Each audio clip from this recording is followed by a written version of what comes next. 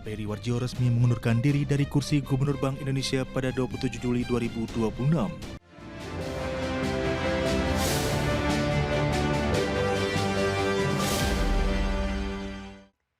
Peri Warjio secara resmi mengundurkan diri dari jabatannya sebagai Gubernur Bank Indonesia pada 27 Juli 2026. Dengan demikian, sesuai ketentuan, Deputi Gubernur Senior Destri Damayanti akan menjadi pejabat sementara Gubernur Bank Indonesia. Lantas, seperti apa sepak terjang Peri Warjio di industri bank sentral? Peri Warjio resmi mengundurkan diri dari kursi Gubernur Bank Indonesia pada 27 Juli 2026.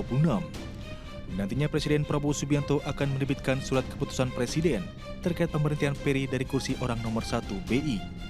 Sesuai ketentuan Deputi Gubernur Senior Destri Damayanti akhirnya dipilih menjadi penjabat sementara Gubernur Bank Indonesia. Lantas bagaimana sepak terjang Peri Warjio di industri keuangan Indonesia selama ini? Mengutip situs resmi Bank Indonesia, Peri Warjio yang lahir di Sukoharjo pada 1959 merupakan orang yang lama berkarir di Bank Indonesia. Tercatat dirinya bergabung dengan Bank Indonesia sejak 1984, sekaligus menandakan 42 tahun dirinya berkarir di Bank Sentral. Sebelum menjabat sebagai Gubernur Bank Indonesia sejak 23 Mei 2018, Peri pernah menjabat sebagai Deputi Gubernur 1 periode 2013-2018, era Gubernur Agus Martowardoyo, serta menjadi asisten gubernur untuk kebijakan moneter, makroprudensial, dan internasional. Bahkan dirinya juga sempat menduduki posisi Direktur Eksekutif di International Monetary Fund selama 2 tahun dan mewakili 13 negara anggota yang tergabung dalam Southeast Asia Voting Group pada tahun 2007-2009. Selama berkarir di Bank Indonesia, pria berusia 67 tahun ini berfokus di area riset ekonomi dan kebijakan moneter, isu-isu internasional, transformasi organisasi dan strategi kebijakan moneter, pendidikan dan riset ke bank sentralan, pengelolaan devisa dan utang luar negeri, serta biro gubernur. Selain itu dirinya juga mendukung perkembangan pembayaran digital dengan lahirnya Quick Response Code Indonesian Standard pada tahun 2019 lalu. Berbagi sumber untuk iDiactional.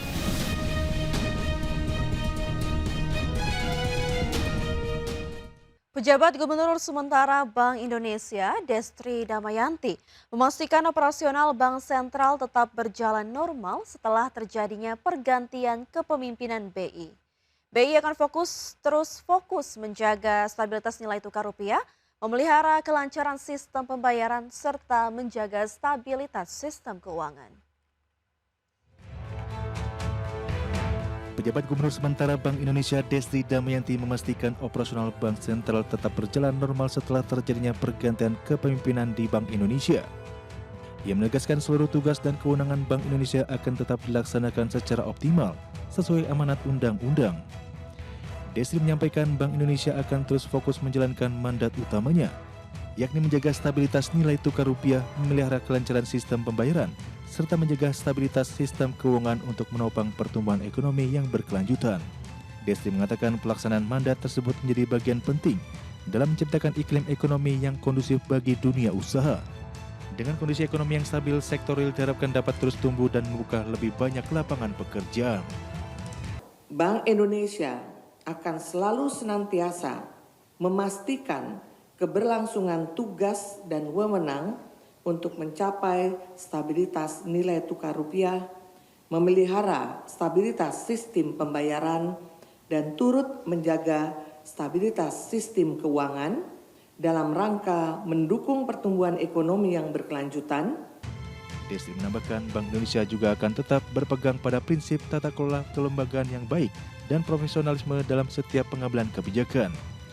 Selain menjaga independensi, Bank Indonesia akan terus memperkuat koordinasi dengan pemerintah agar kebijakan moneter, sistem pembayaran, dan stabilitas sistem keuangan dapat saling mendukung dalam menjaga ketahanan ekonomi nasional. Dari Jakarta, Tim Liputan, iDiactional.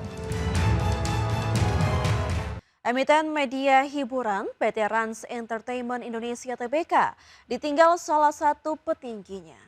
Pengunduran diri ini terjadi hanya berselang 2 minggu pasca perseroan melantai di Bursa Efek Indonesia. PT Rans Entertainment Indonesia Tbk menerima surat permohonan pengunduran diri Grandy Prajayakti dari jabatan direktur. Melansir keterbukaan informasi Bursa Efek Indonesia pada Minggu 26 Juli 2026, pengunduran diri tersebut disampaikan atas dasar alasan pribadi.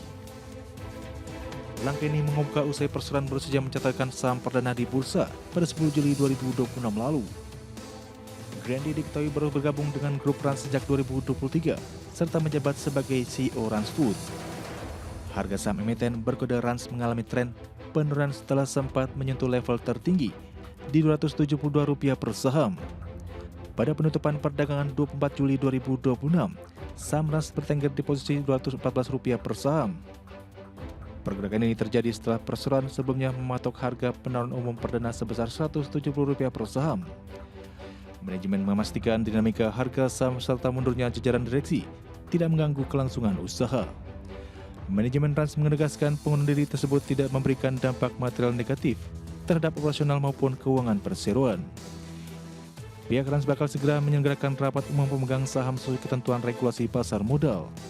RUPS tersebut digelar khusus untuk memutuskan permohonan pengunduran diri dimaksud secara resmi. Perseroan memastikan seluruh kegiatan operasional dan kondisi hukum perusahaan tetap berjalan secara normal. Sebagai sumber untuk iDirectional.